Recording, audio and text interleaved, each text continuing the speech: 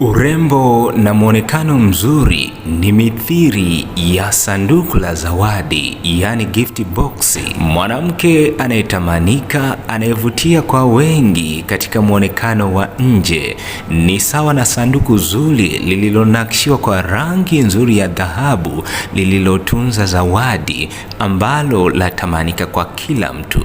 Ukweli ulio wazi ni kwamba ndani ya boksi hilo zawadi itakayokuwemo italeta uhalisia wa mwonekano wa nje.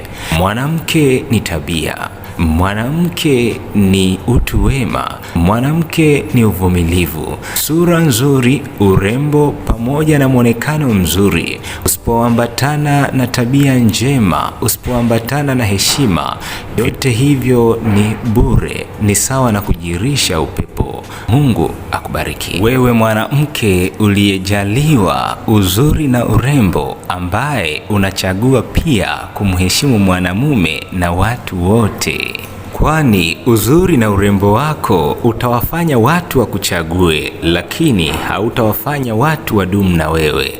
Chagua tabia njema, itakulipa.